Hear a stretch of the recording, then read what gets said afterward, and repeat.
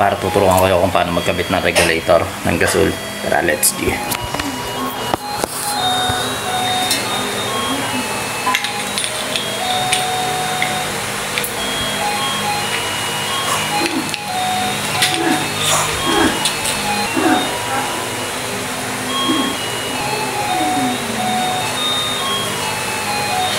Kabit na natin siya.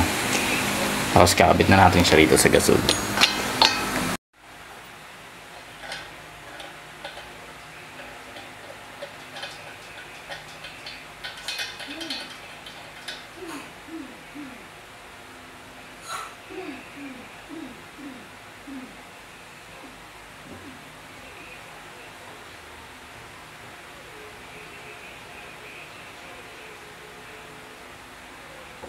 Tama, para papabulaan natin para malaman natin kung may sinod.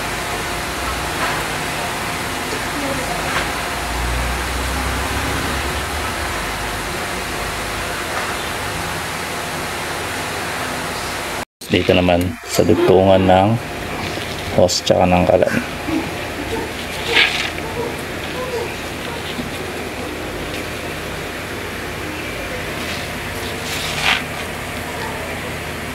Yan, wala naman mga par. Kaya, tape.